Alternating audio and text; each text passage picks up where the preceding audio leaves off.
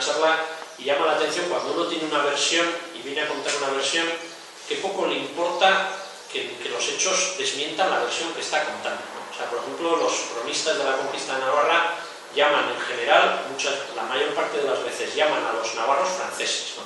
Y están continuamente llamándoles franceses. En ningún momento les llama la atención que los franceses no hablan francés. O sea, no les parece extraño que llames franceses a todo el mundo que no hablaba francés. Entonces, y además en algún momento destacas, como el que vino el rey de Francia hablaba francés, y dice, ese que era 2 veces francés, pero si todos eran franceses, ¿cómo te entendías porque tú no sabías francés? ¿En qué hablabas? ¿O en qué? Es decir, o sea, pero es igual, ¿no? Tú vienes a decir que eran franceses y entonces, aunque sean franceses que no hablan francés, es igual, porque es la versión. Y esto es, yo no quiero hablar mucho, ¿no? Pero es una cosa que pasa curiosa, por eso es con el tema de la historia. El tema de la historia es un tema muy emocional, sobre todo en Navarra. Navarra más emocional que en otros sitios, ¿no? Entonces, a veces parece que uno dice, mira, como ya hemos demostrado que fue una conquista, la gente que pensaba que es un pacto va a dejar de pensar. Narices. Toda la gente le demuestras una cosa con 2000 datos y si no encaja en lo que en su manera de ver el mundo, pues no encaja y punto. O sea, la gente a veces esto, bueno, yo ya me entiendo. O sea, ya está. O sea, tú puedes decir, mira, pasó esto. Desde que primero le escribió le llamó conquista. Todos le llamaron conquista. O sea, es indefendible que fue un pacto. Y la gente dirá, sí, ya. Fue un pacto. ¿Por qué? Pues porque mi manera de entender Navarra encaja con que fue un pacto y ya está, ¿no? Entonces, a veces hay como una mitificación de la verdad histórica, ¿no? Muchas verdades y cuando se cuenta una cosa no pensemos que la gente va a cambiar de opinión así como así, ¿no? Es más complicado. Y en el caso de las fiestas de año, que sería una cosa emocional y la prueba es que quien se ha metido en ese debate mira cómo anda, ¿no? Bueno, zalantza bat, gustatuko litzaiake gehiago jakitea kontu bati buruz, eskatuko nizuke posible bada erantzuna gazteleraz izatea, ulertzeko. Eta da, badakigu Euskararen konkista 1512 baino eskozere aurrerago hasi zela, modu naturalean edo modu planifikatuan. Baina ze papera jokatu zuen konkistak Euskararen galeran, beherapenean, konkista, horretan, Bueno, con el tema de la relación entre la conquista de Navarra y el euskera es un tema un poco complicado.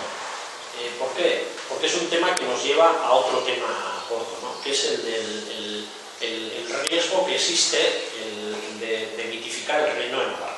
Ese es un riesgo grande, ¿no? Y el otro día con un historiador que estábamos en el debate que hablamos antes con Felones, en un momento que paramos, él me decía, joder, es que al final los que quieren justificar o que no fue una conquista, o que fue una conquista justa, están continuamente metiéndose con el reino de Navarra y parece que tú, para demostrar que es una conquista, tienes que acabar defendiendo el reino de Navarra. Y tampoco es eso, yo no tengo que defender el reino de Navarra para decir que fue conquistado y que aquello fue injusto. O sea, yo no quiero volver al reino de Navarra, ni me parece bien que haya reyes.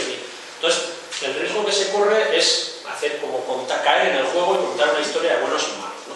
El bueno era el reino de Navarra, que era un oasis maravilloso, en el siglo XVI, el único reino en el mundo donde todo era maravilloso y no había feudalismo, ni señores feudales, no, sino era una especie de sociedad igualitaria, una especie de comunismo primitivo, o no sé, una comuna maravillosa, y entonces vinieron los españoles que eran malísimos del todo y los tropearon todo, ¿no? Eso es una caricatura, ¿no? Vinieron unos señores que estaban construyendo un imperio y arrasaron con todo, ¿no? Y en eso que arrasaron había cosas malas, digamos, y cosas buenas, ¿no? De hablar buenos y malos no para eso, ¿no? Pero cosas que te pueden gustar y cosas que no te pueden gustar, ¿no? Es cierto que el reino de Navarra es muy arriesgado hablar así, ¿no? Pero estaba culturalmente, en cierto sentido, más desarrollado que el reino de Castilla, en cierto sentido. En otros no.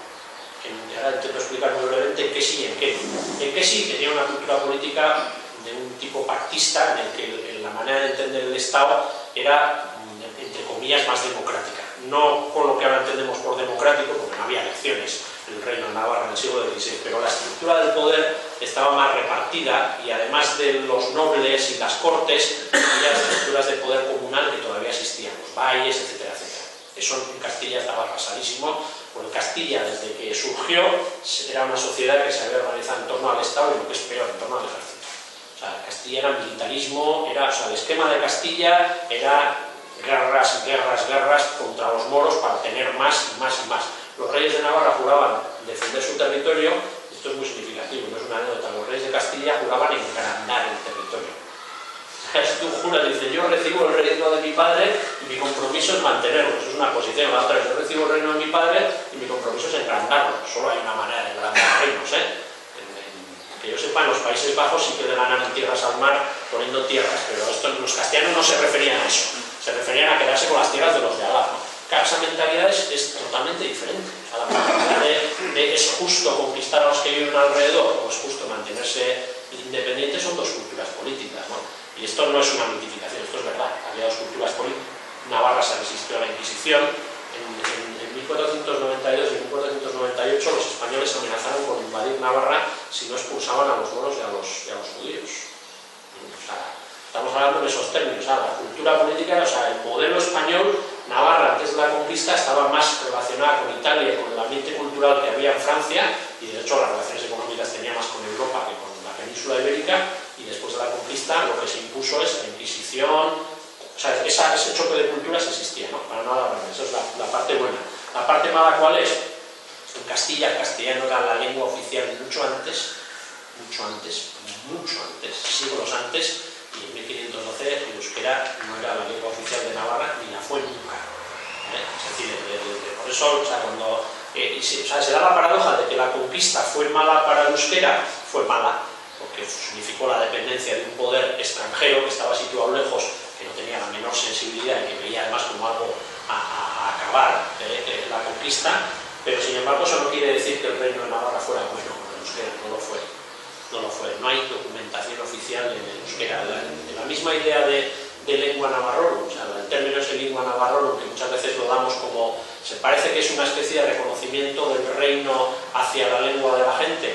Las narices, es una expresión de desprecio. Es una expresión de desprecio. Si hubiera sido un reconocimiento, los habrían hecho la documentación oficial en euskera. Si verdaderamente hubieran apreciado esa lengua, la hubieran usado oficialmente, no la usaron. Y además, ¿qué significaba? ¿Qué querían decir? Hombre, ¿para qué vale la expresión?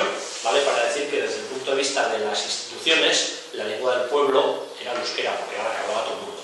Y porque era la lengua originaria. Para eso vale, pero desde luego no era la lengua que respetaba.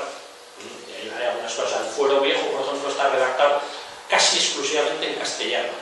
¿Cuáles son las palabras más viejas que están en euskera? Los nombres de los impuestos. Los muy cucos ya sabían que a la gente había que poner los nombres de los impuestos en euskera para que los entendiera. Pero todo el resto de la literatura oficial estaba en romance. En castellano todavía era romance, ¿no? Entonces, la situación era mala la del euskera. El reino de Navarra no promocionó en ningún caso el euskera mientras fue independiente, más allá de lo que ocurrió con la Biblia de Lizarraga, pero eso ya es después de la conquista. Y sin embargo, lo que sí es cierto es que la desaparición del reino fue peor. ¿Por qué? Pues porque vino un poder mucho más homogeneizador. Esto hay cosas, por ejemplo, que ahora se están investigando mucho. Ahora, una de las partes de la investigación de la conquista que está más verde y que ahora se está trabajando más es el tema de la mujer y el tema de la Inquisición, todos los casos de brujería que hubo sobre todo en el Pirineo, y ahí se ve como hay una persecución de todo lo que sea vasco, de todo lo que sea identidad diferenciada, de todo lo que sea sentimiento comunal. En fin, había muchas prácticas sociales en Navarra en las que el reino no interfería demasiado, ¿no? El matrimonio civil, el reino no. Sin embargo, la llegada de los castellanos estaban obsesionados por darle carácter legal a todo, ¿no? Los castellanos, por ejemplo, para la conquista de América hacían una cosa que no se para pensar y es una cosa increíble, ¿no? Que iban a los pueblos con un requerimiento, se llamaba Espinuntal Palacio Rubio, entonces juntaban a los indígenas de un pueblo y les leían en castellano un documento por el que declaraban que aquellos territorios formaban parte a partir de ese momento de la corona de Castilla y que por tanto eran súbditos de la corona de Castilla. Claro, imaginaos situación surrealista, ¿no? 200 indígenas que no entienden absolutamente nada, los que les leen un documento. Claro, los castellanos ya saben lo que hacían. ¿Por qué? Porque a partir de que les leyeran ese documento, si se resistían, ya no estaban defendiendo su tierra, se estaban rebelando contra el rey. Y ese es el tipo de mentalidad que trajeron, ¿no? Por eso, quiero decir que hay partes, pero luego hay que tener un planteamiento. O sea, yo creo que cuando se hace un balance histórico hay que decir que el reino de Navarra pues no fue precisamente un reino promotor de euskera, no precisamente.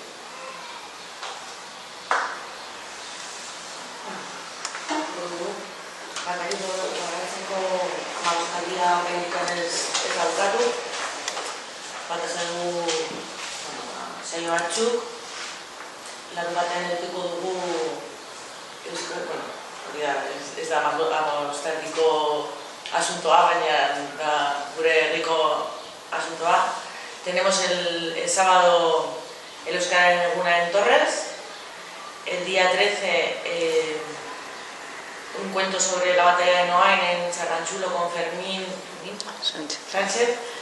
El día 16 la marcha a Getxe con el almuerzo a las 8 de la mañana en Sarranchulo también, y luego ya el Equitaldi Nacional en Iruña, con la mani que sale de autobuses a las 5:30. Tenéis aquí el programa con todo el Equitaldi, para el que lo quiera coger. Creo que no me dejo nada, ¿no?